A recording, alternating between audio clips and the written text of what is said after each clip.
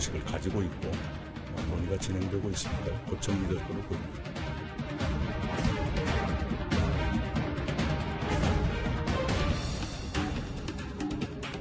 저는 중대 결단을 하겠습니다. 총선 전체를 뒤흔드는 블랙홀이 될 것입니다.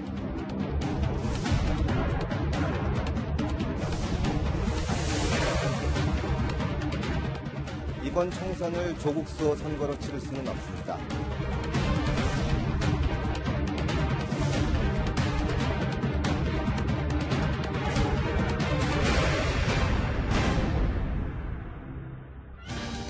네, 분위기를 이제 확 바꿔보겠습니다. 더불어민주당이요. 조국 내전 확전 차단에 애를 쓰고 있습니다. 민주당 공천관리위원회가 조금 전에 회의를 마쳤습니다. 그 회의 내용 가운데 당연히 이 금태섭 의원과 김남국 변호사가 충돌한 이 지역구 서울 강서갑이 단연 뜨거운 감자였습니다. 역사는 지금 민주당의 두 가지를 요구하고 있습니다. 첫째는 한없이 커다란 간절함이고 둘째는 한없이 낮은 겸손함입니다. 그 문제를 당해서 그런 문제의식을 가지고 있고 논의가 진행되고 있으니까요. 곧 정리될 걸로 보입니다. 제가 앞서 말씀드렸던 것처럼 조금 전에 민주당 공천관리위원회 회의가 끝이 났어요. 그래서 이현정 의원님. 네. 제가 여기 있는 그래픽에 물음표를 이제 지우면 이게 말이 되는 겁니다. 네, 교통정리가 그렇습니다. 됐어요? 조금 전에 이제 결론이 났는데요. 일단 강서갑은 김남국 변호사는 경선에 붙이지 않기로 결정을 했습니다. 아하. 그리고 일단 현재 이 지역에 4명의 지금 예비 후보가 등록을 해 있거든요. 거기 대표적으로 강선우 전 부대변을 비롯해서 4명의 지금 후보가 되는데 이 4명에 대해서 일단 적합도 조사를 해서 과연 누구를 경선에 붙일 것인지는 이제 조만간 결정하기로 했어요. 그럼 현재까지는 일단 김남국 변호사가 일단 다른 지역으로 옮기는 걸로. 그런데 뭐 다른 지역은 정해지지 않았습니다. 그래서 교통제를 좀 했는데 아무래도 당 입장에서 보면 여러 가지 부담스러웠을 겁니다. 이게 될 경우에 조국 문제가 다시 부각되고 해서 일단 오늘 뭐 이낙연 전 총리라든지 이해찬 대표가 시사했던 대로 일단 두 사람이 붙이지 않는 것으로 결론이 났습니다. 그러니까 조국 총선으로 흘러가는 게 좀 민주당 입장에서 버거웠을 것이다. 배종철 소장님. 네. 그런데 오늘 한 일부 보도를 보니까 원혜영 공관위원장에게 이 강성 지지자들이 김남국 변호사 왜 경선에서 안 붙이려고 그러냐 꽤 많은 비판 목소리를 냈다고 하는데 글쎄요 이제 교통정리가 됐으면 이 지지자들이 또 다시 한번 또 여러 가지 목소리를 내지 않을까 이런 생각도 드는데요. 다른 형태의 이제 문자를 보내게 될 텐데요. 문제는 뭐냐면 지지층 내에서는 그런 목소리가 나올 수 있을 텐데 당으로서는 상당히 부담될 수밖에 없는 것이 공천이라는 것은 당에서 주도적으로 결정을 하는 것이죠.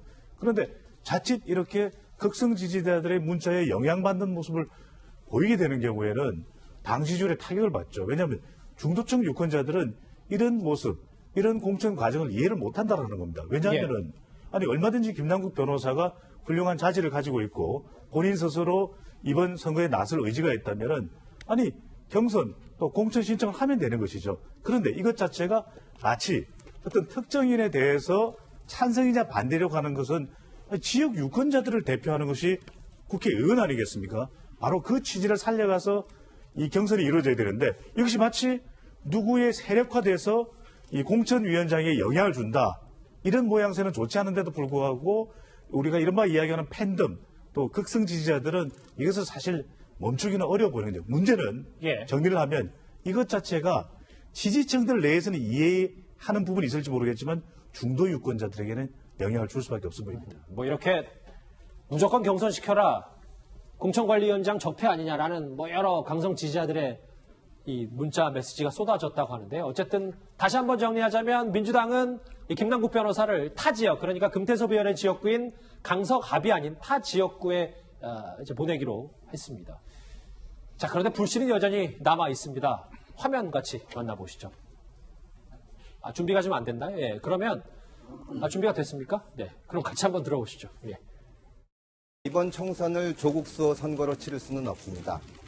강서갑이 19대 총선 때 노원갑이 되어서는 안 됩니다. 말도 안 되는 프레임을 가지고 싸움을 피하려고 하는지 비겁하다라는 그런 생각도 듭니다.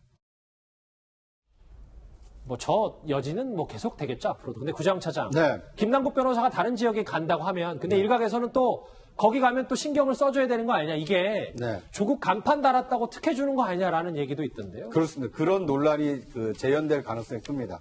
왜 김남국 변호사에게는 이 강서갑이 아닌 다른 지역을 줄 수밖에 없느냐.